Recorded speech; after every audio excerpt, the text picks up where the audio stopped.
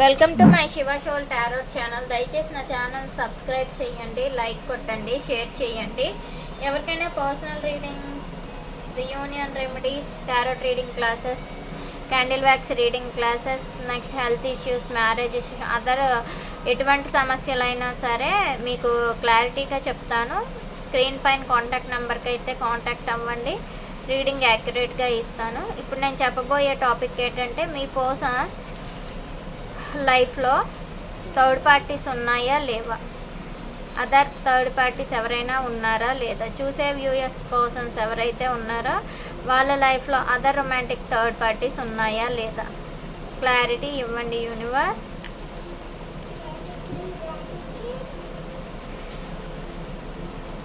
ఉన్నారండి వాళ్ళ లైఫ్లో other romantic third parties. Legal ఇష్యూసే, మ్యారేజ్ చేసుకున్నారు వాళ్ళని, అంటే మ్యారేజ్ చేసుకోవాలి అనుకుంటున్నారు కానీ ప్రాక్టికల్గా ఆలోచిస్తున్నారు.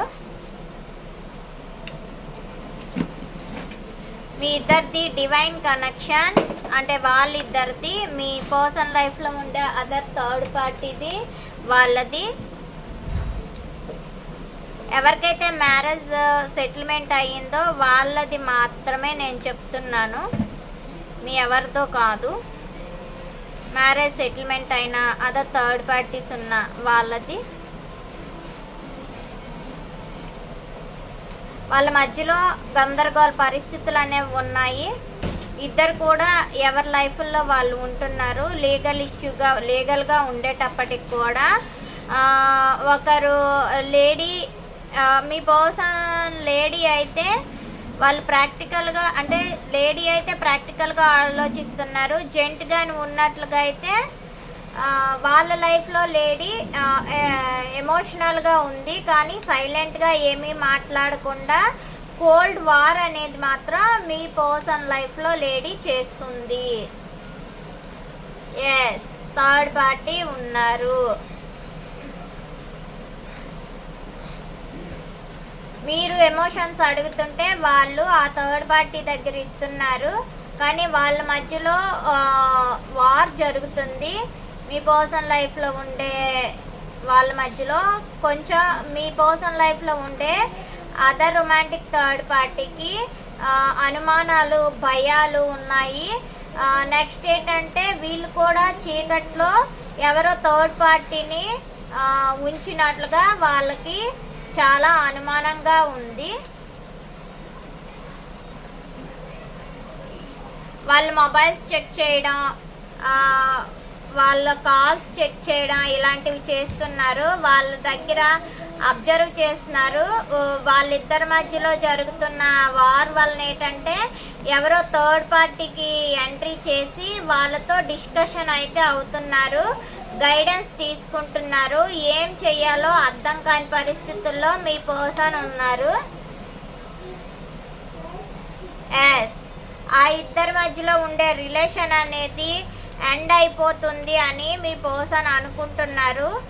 రిలేషన్లో రీబర్త్ అనేది ఉండదు, రిలేషన్ ఎండ్ అయిపోతుంది అని మీ పర్సన్ అయితే అనుకుంటున్నారు.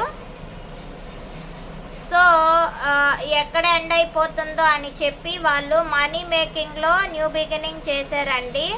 మనీ మేకింగ్లో వాళ్ళు ఫోకస్ పెట్టారు.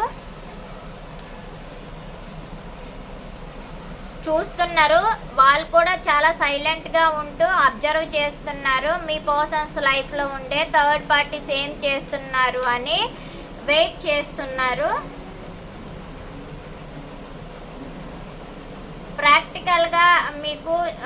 ప్రాక్టికల్గా ఆలోచిస్తున్నారు. వాళ్ళు ఉంటే ఉన్నారు, లేదంటే లేదు అని ఇగ్నోర్ చేస్తూ వాళ్ళు ప్రాక్టికల్గా ఉంటూ మిమ్మల్ని, మీ పర్సన్ వాళ్ళ లైఫ్లో ఉండే థర్డ్ పార్టీని అబ్జర్వింగ్లో పెట్టారు. ఇగో కొంచెం చూపిస్తున్నారు మీ పర్సన్ లైఫ్లో ఉండే థర్డ్ పార్టీస్ కూడా.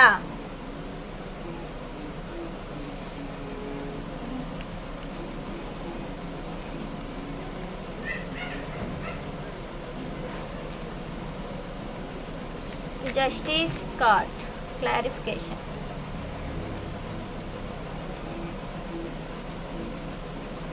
ఎస్, లీగల్ మ్యాటరే, వాళ్ళ గురించే మీ పర్సన్ ఎక్కువగా ఆలోచిస్తున్నారు. ఆ లీగల్ వాళ్ళ గురించే ఏం చేస్తారో అనుకొని భయపడుతున్నారు.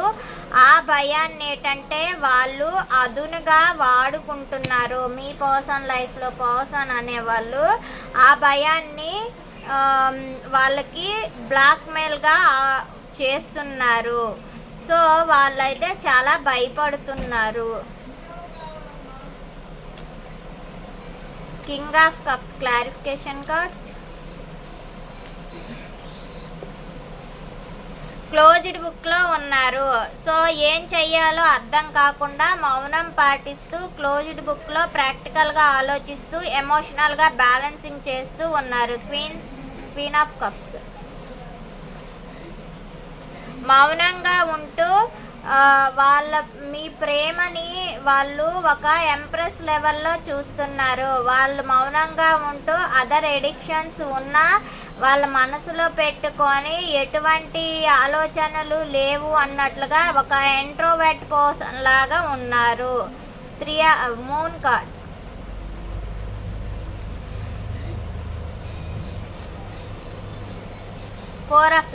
ఇన్సెక్యూర్గా వాళ్ళ లైఫ్లో ఉండే థర్డ్ పార్టీస్ మీరు ఆయన్ని ఉంచుకొని వాళ్ళు బయటకు పెట్టకుండా మీతో ఉండాలి అనే ఒక గట్టి నిర్ణయం అనేది మీ పర్సన్ తీసుకున్నారు. 6 ఆఫ్ పెంటికల్స్.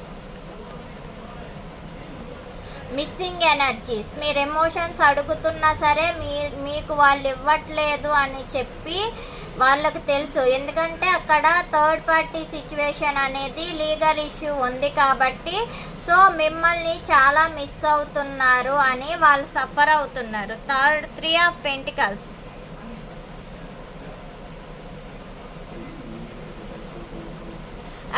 థర్డ్ అంటే ఆ థర్డ్ పార్టీ గురించి గైడెన్స్ తీసుకుంటున్నారు. వాళ్ళ పైనుండే అథారిటీస్తోని, లేదు అంటే వాళ్ళ మదర్తోని, లేదు అంటే వాళ్ళకి బాగా థిక్కెస్ట్ ఫ్రెండ్స్తోనైనా సరే వాళ్ళు గైడెన్స్ తీసుకొని ఏం చెయ్యాలి అని ఆలోచిస్తున్నారు. Death card.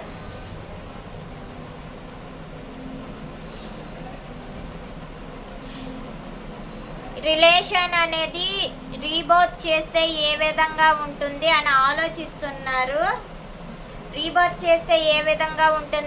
ఆలోచిస్తున్నారు. ఇన్స్టెంట్ యాక్షన్ తీసుకోవాలి అనుకున్నా సరే తీసుకోలేని సిచ్యువేషన్లో ఉన్నారు, కానీ టైం పడుతుంది అని అనుకుంటున్నారు. Page of pentacles. మనీ పరంగా న్యూ బిగినింగ్ చేసి వాళ్ళ మ్యారేజ్ రిలేషన్లో హ్యాపీగా ఉంటూ మీతో ఉండే సిచ్యువేషన్ని మీ పర్సన్ బ్యాలెన్సింగ్ చెయ్యాలి అని అయితే ఓవర్గా థింక్ చేస్తున్నారు. ఇక్కడ 2 ఆఫ్ వ్యాండ్స్.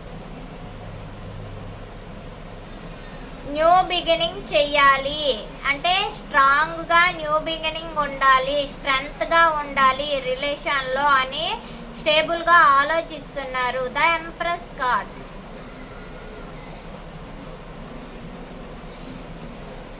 రిస్క్ తీసుకొనైనా సరే లైఫ్లో ట్రావెల్ చేయాలి అని అనుకుంటున్నారు, కానీ ప్రాక్టికల్గా ఆలోచిస్తూ వాళ్ళు రీయూనియన్ అయితే కోరుకుంటున్నారు. ఖచ్చితంగా మీ పర్సన్ లైఫ్లో అదర్ రొమాంటిక్ థర్డ్ పార్టీ ఎవరైనా ఉన్నారు అంటే వాళ్ళు మ్యారేజ్ రిలేషనే అని ఇక్కడ కనిపిస్తుంది.